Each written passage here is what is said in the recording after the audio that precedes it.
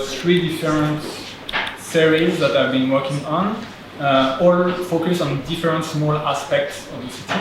So I'll start with the one I did 5 years ago, which at that time my focus was the nature.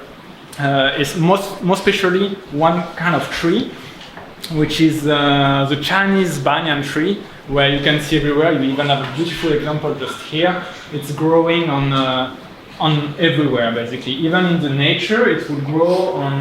It wouldn't grow on the soil. It would grow on top of other trees to catch more light that would be directly on top of the jungle, and then spread its roots down to the ground. And that's why one of their nicknames is the strangler tree, because it will basically strangle the host tree and make it die, and so that the new tree is very big. So that's why they can grow on such not proper soil. I mean, it's concrete basically, but they still manage to go through it or in between the small cracks and make their way. And I find it very beautiful this way that all these trees, in a way, are challenging the development of the city. Like Hong Kong is a place with limited amount of land, so there is not much space for parks. And still, you have those trees coming by themselves, inviting themselves back in the city, and showing some touch of green, which is quite necessary. Like for example, I think it's a nice location here, and this tree brings a lot to this alley. It makes it look. It's just an atmosphere. It creates. I mean, everyone walking in Central or in Hong Kong in general will feel that without this Chinese banyan tree, Hong Kong would be different. And that's why I had such a strong will to document them. Because sadly, these trees are not supposed to be there, and it means that at some point they are going to be cut. There is two ways they get cut. It's either like the people living in the building will just renovate that building and then they will repaint everything and remove the tree, or just something that happens very frequently is they pull down the whole building and they replace it with a very tall towers, and those kind of tall towers are designed in modern ways, and even those trees cannot grow on them because the material they use is totally impossible for the trees to get any grasp and grow widely. So all of these photos I took like 4 years ago. I'm not sure for all of them, but at least I know like this one. I said it was actually 5 years ago. This one disappeared. It's this tree disappeared, but this plate here of the Hong Kong King George Memorial Park is still here. It's in Sai Ying Pung. You can go there. If you pass by, you will see that plate, but you won't see the tree anymore. Which I think it was destroyed because of a regulation. I think it was after a typhoon. There were some trees falling on people or on cars, and the government said we should not let this happen again. So they cut up many trees, and this one of those trees. So and in a way, doing this series was a bit like running against the time, because all of the photos I've took are on old buildings, and the old buildings in Hong Kong are disappearing at a very fast pace. So, for example, the biggest one that I've seen and that I took photo of was in To Kwa Wan, in a building where there was still a few people living there, but just 2 or 3 years ago, it has been pulled down and replaced by a very tall and modern residential building. I just want to try to find it. Oh yeah, it was this one. So this one was real huge tree, and it was very special. It was growing on those old buildings in Hong Kong had the back alley staircase, and so his roots was spreading in that staircase. On the concrete directly. It was very tall and beautiful. I think almost 2 to 3 meters high. It was a very big ball of green in that area, and but it has been removed, and now all this, like basically you can only see it has been replaced by a tower that you can see at the back. It's the same kind of tower which are very high, and no trees can grow on it. So I'm very happy that I did this work like 5 years ago because otherwise, I wouldn't be able to record it nowadays.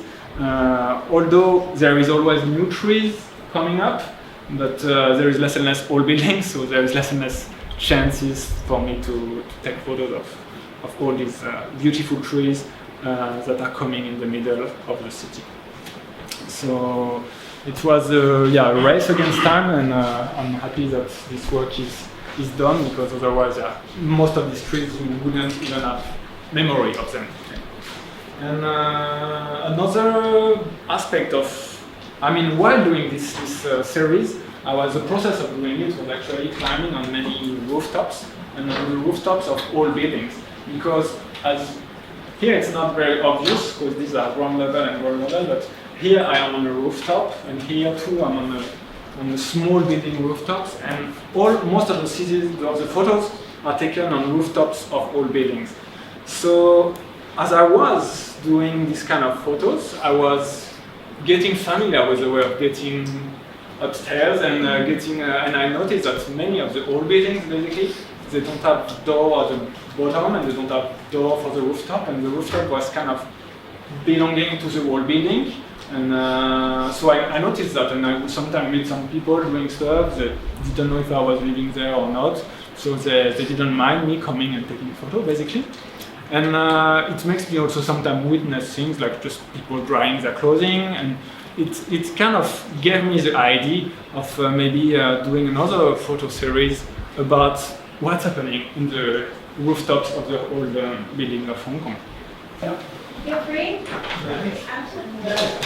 your photography process, is it very planned, or is it very out of surprise? For this or in general? For some of the composition, is it mostly you plan to go this place and you find something surprising? No, indeed, it usually starts with a bit of surprise. At least for these two series especially came up out of surprise. The first one, I can show you the very first photo I took of the trees growing. It was on a rooftop in Bangkok, and I saw a tree which I didn't understand what I was looking at that moment, and it kind of fascinated me. And basically, it was this tree. So basically, it's just I was on a rooftop and I was looking at the other building, and this big tree actually, it's like 2 floors high and growing from nowhere, basically, just from the gutter here. And it kind of it impressed me. Simply, it just impressed me, and it made me curious. Can I find more of this? And so that's why I started to explore more rooftops and trying to find more of these things, of these trees growing on the trees. And so it kind of came by luck. If I wouldn't find these trees, I wouldn't explore so many rooftops, and then I wouldn't discover this one, because here indeed the focus was not just the Chinese banyan trees anywhere. I love that the Chinese banyan trees goes on residential building where people are living, because you really feel like it's not like in a park or in the street where it doesn't bother anyone. It's really like the nature is inviting itself in the middle of the city where people live, where they're being chased away from. So that's why I put my focus on this. So, and for this series as well, it was by chance, like I said, that photo that I took at the very beginning was totally by luck. I planned going on this rooftop for shooting some kind of cityscape, but in the end I shot this photo, and that you need to keep yourself open, not just. For me, it doesn't work this way. It's rarely like I think. It's more like I find something that inspired me a lot. I took a photo of it by chance, and then I will try to look for more and just create a curiosity in me. I just find it very interesting because then you have to sort of look at Hong Kong in a foreign view, whereas us living here for a long time, it's just something very normal for us to see. Like clothes just hang there, it's very normal. So it's something weird, or trees growing like this. So it's very interesting. You have to take it outside of the context and then putting it into like art. Yeah, and at the same time, it's something that you wouldn't always see unless you are. I mean, you will see one or twice, but in the city, but you wouldn't really try to. Many of them are kind of hidden because they are on the rooftop. So it's like you are familiar with the scenes. Yeah, it's like similar, just blind and all. At the same time, what I love is like it feels like hidden treasure. Yeah, some of them you can only see them while going on those rooftops. What do you think of the Instagram trends? Like, it seems like Instagram right now seems to be sort of doing similar sort of stuff. And I mean, there is all sorts of accounts on Instagram that indeed I really feel like from when I started like 8 years ago taking photos, there was no Instagram at that time. And maybe it was at that time you are less flooded with pictures, and so photos were more treasurable in a way.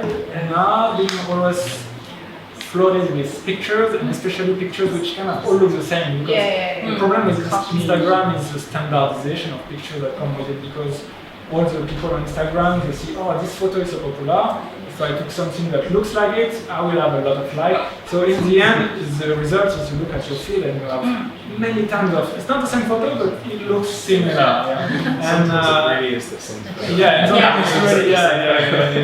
Like I experienced that, like for example, this photo I took 7 years ago. I took this photo a very long time ago. Like, and I'm sure I'm the first one that published it. Maybe there's someone who took photo before, but I've never seen it before, and it was nowhere. So the first time it has been shown on newspaper or books or wherever, or Facebook at the time. There was no Instagram at the time. And but the main thing is, 1 or 2 years after I took this photo, there was a big Hollywood movie called Transformers that was shot there. And after that, everyone wants to go there and just take some photos. And you have a few places like this in Hong Kong. You have the Choi Hong Estates, the Instagram pier, not very far. People just want to have, that's the problem of Instagram. It's making people just create the same things again and again. And I think looking too much at it, it makes your eye formatted, and it stops you from creating something different, because you just want to repeat what you see is popular. It's really